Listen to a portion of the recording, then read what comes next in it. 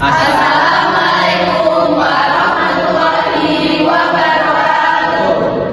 Sebelumnya perkenalkan kami dari kelompok 5. Jadi di sini kita akan menampilkan video tentang suap menyuap di dalam organisasi advokat. Sebelumnya perkenalkan rekan saya. Saya Anastasia Darufia Putri Sukendra dengan NIM akhir 101 sebagai narator. Saya Dian Syafa Adila dengan NIM akhir 001. Saya sebagai advokat tersangka. Saya Ibu Laila dengan NIM akhir 003. Saya sebagai rekan advokat. Saya Ahmad Zentrido dengan NIM akhir 088. Peran saya sebagai hakim.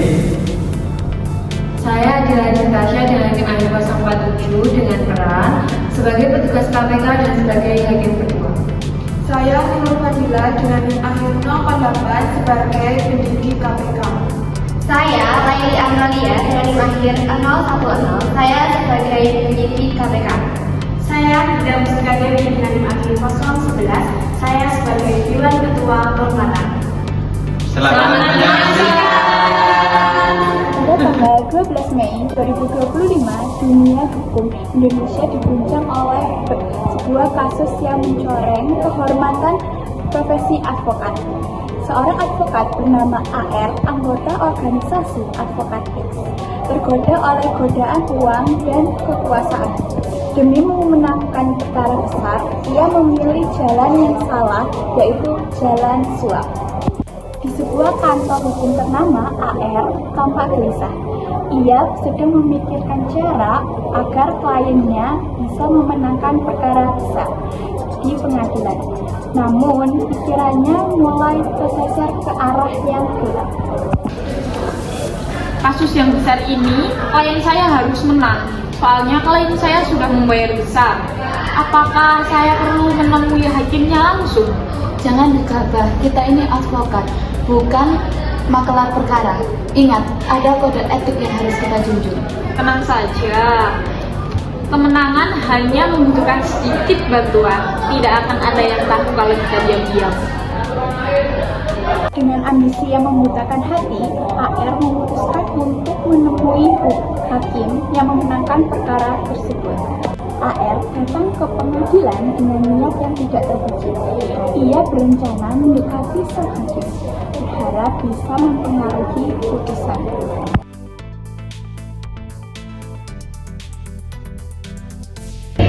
Permisi Yang Mulia.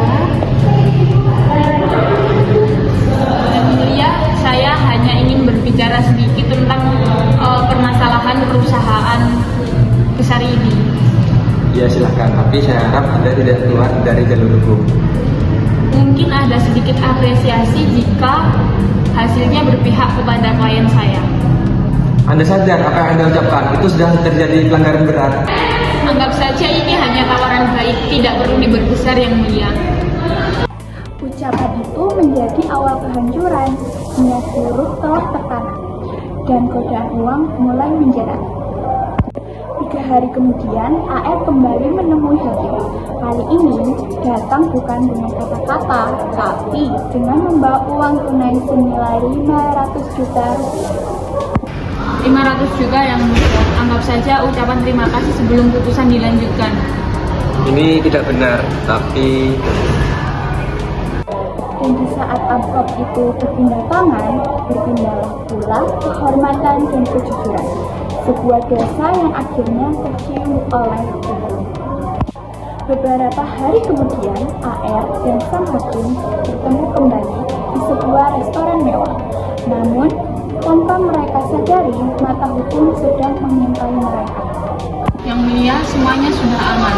Nanti sisanya saya akan atur setelah putusan. ya baiklah, tapi jangan terlalu sering kita bertemu seperti ini. Baik, saya paham. Kami dari Komisi Pemberantasan Korupsi, Anda berdua kami amankan karena terhadap dugaan suap.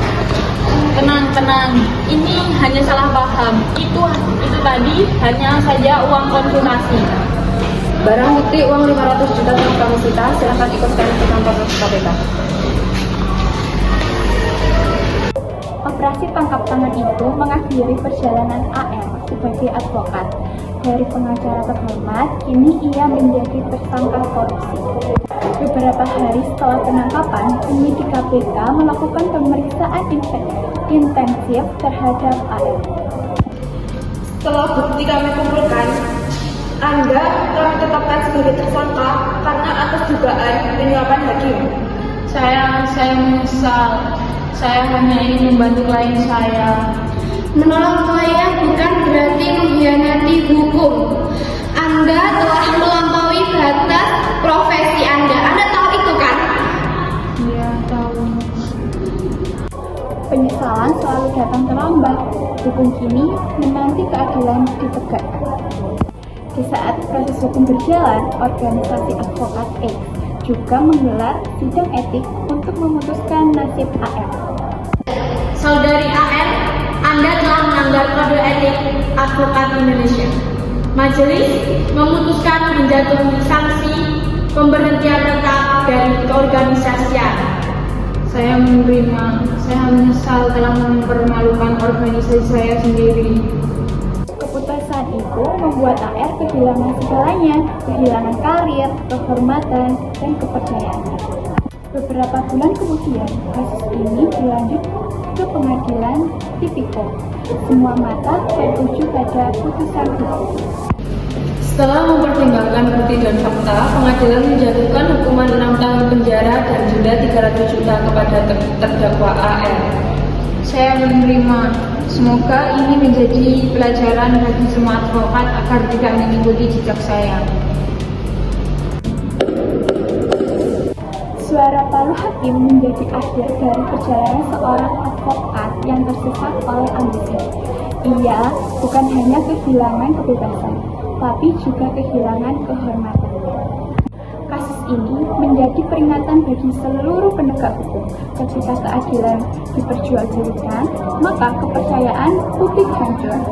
Semoga kisah ini menjadi cerminan bagi kita semua bahwa integritas dan etika adalah harga mati bagi profesi advokat. Assalamualaikum warahmatullahi wabarakatuh.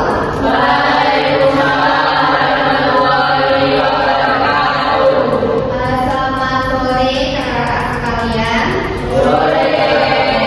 Sebelumnya, perkenalkan saya Lady Amalia. Saya mahasiswa keperawatan di bidang kemanusiaan dari Universitas Indonesia. Jadi, saya di sini akan memberikan pencerahan mengenai anti korupsi di area organisasi profesi advokat terhadap advokat yang berhadapan dengan hukum. Jadi untuk definisinya sendiri, suap adalah pemberian atau janji kepada pejabat publik atau pegawai negeri dengan tujuan memengaruhi keputusan atau tindakan yang berkaitan dengan jabatan dan merupakan salah satu bentuk korupsi yang diatur dalam Undang-Undang Nomor 31 Tahun 1999, Junto Undang-Undang Nomor 20 Tahun 2001. Jadi untuk suap penyuap ini tidak hanya janji saja, bisa dengan uang ataupun barang lainnya seperti itu. Dan untuk advokat berperan penting dalam sistem peradilan, pembela kepentingan hukum klien dan wajib mematuhi Undang-Undang Nomor 18 Tahun 2003 tentang Kode Etik Advokat. Dan untuk etiologinya, suap menyuap adalah organisasi profesi advokat terjadi ketika seseorang memberikan atau menerima sesuatu untuk mempengaruhi keputusan atau tindakan yang seharusnya dilakukan secara profesional dan sesuai ketentuan hukum. Jadi, suap ini dilakukan untuk tujuan tertentu dan tujuan itu tidak baik biasanya seperti itu. Next. Untuk faktor-faktor yang mempengaruhi suap menyuap ini, yang pertama, lemahnya pengawasan dan tata kelola organisasi. Jadi, kelemahan sistem pengawasan internal dapat menyebabkan praktik suap karena kurangnya transparansi dan akuntabilitas dalam organisasi. Jadi, kurangnya transparansi itu juga bisa menjadi salah satu pencetus dari suap menyuap tersebut. Lalu ada rendahnya integritas dan kesadaran etika. Menurutnya, kesadaran moral dan profesionalisme individu dapat menyebabkan terjadinya suap karena kurangnya pemahaman terhadap nilai-nilai etika dan tanggung jawab profesi. Jadi, memiliki etika, karena kalau kita tidak memiliki etika, kita bisa saja melakukan suap menyuap. Selanjutnya ada budaya permisif dan ketidaktegasan organisasi. Pemberian hadiah tanpa batasan yang jelas dapat berkembang menjadi praktik suap jika organisasi tidak menegakkan kode etik dengan tegas.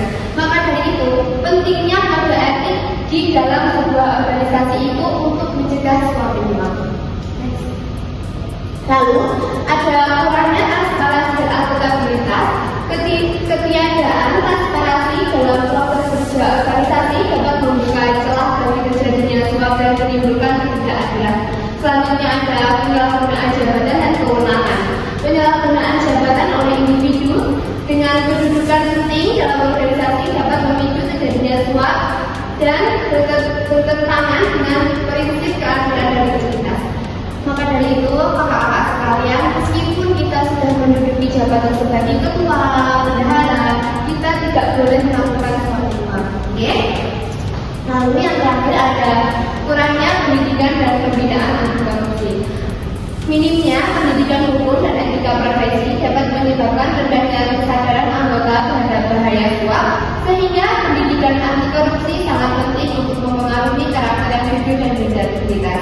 Jadi, meskipun kita sudah berorganisasi, pendidikan anti korupsi ini harus tetap berjalan. Karena apa? Biar ditanam kepada diri kita untuk tidak melakukan suap menyuap di kemudian harinya. Next. Terima kasih. Mungkin ada pertanyaan? Izin bertanya Kak, di sini kan termasuk organisasi profesi advokat. Nah, di dalam organisasi ini kan sudah ada kode etik yang telah ditentukan. Nah, bagaimana jika salah satu anggota dari organisasi profesi ini melanggar kode etik tersebut? Sehingga ya, biasanya itu kita lihat terlebih dahulu. Dia itu melanggarnya di bidang apa dan seperti apa. Jika dia itu melanggarnya itu dalam artian berat, bisa kita keluarkan atau kita cabut jabatannya. Mungkin ada lagi?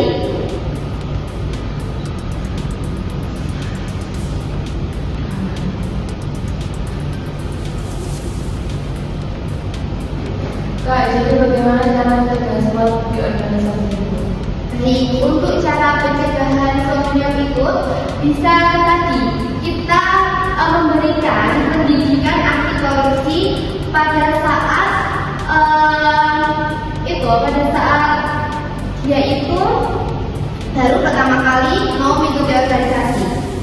Jadi meskipun dia sudah mengikuti organisasi, tetap harus diberikan pengertian apa itu suap menyuap dan pendidikan suap menyuap agar dia tidak melakukan korupsi.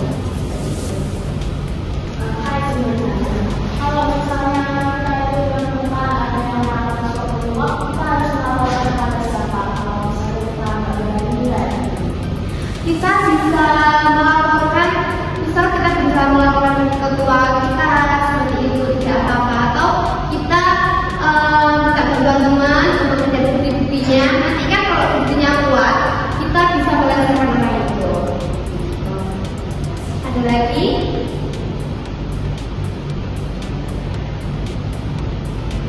Ya? kalau misal kita kakaknya bilang temannya ini bisa membuktikan, bagaimana kalau misal temannya ini juga menutupi? Kalau temannya menutup-nutupi, berarti sama saja mereka berdua itu sudah melakukan suap menyuap. Seperti itu. Jadi kita harus laporkan mereka berdua itu. Memang kepercayaan itu susah, tetapi kita harus menegakkan kepercayaan. Ada lagi? Ya? Jadi kalau misalnya terlibat ini, terus ada keluarga yang masih kayak Bisa. terus belum perawatnya makanya Bingkisannya itu kita harus tanya ini bingkisannya dalam apa. Kalau tidak mau disebut suap menyuap, kita ganti teman-teman kita, jangan kita ambil sendiri. Ya nanti kita gimana teman-temannya? Teman-teman, ini aku baru dapat tulisan dari keluarga pasien, nanti kita makan bersama-sama ya. Tetapi biasanya kalau di dalam rumah sakit kita tidak diperbolehkan untuk menerima tulisan dari pasien. Ada lagi? Kak ingin bertanya, sejak dalam organisasi tersebut sudah ada yang melakukan pembentukan itu sudah ketahuan dan sudah dibina dan dibina. Misal melakukan tugas nanti juga ya Kak, apakah sudah dibina atau ada hukuman yang lain atau? Kalau masih satu kali dia dalam batas wajar, kita bina lagi. Tapi kalau dia tidak dalam batas wajar, kita langsung pick out aja, kita langsung keluarkan saja, seperti itu. Daripada kita menyimpan ulang dalam organisasi. Bagaimana? Ada pertanyaan lagi? Baik, saya harap saya telah memberikan penyuluhan ini, kakak-kakak sekalian tahu dan mengerti bahwa suap-suap itu sangat berbahaya dan tidak diperbolehkan. Baik, saya beri terlebih dahulu ya slide-nya untuk nanti bisa diperhatikan.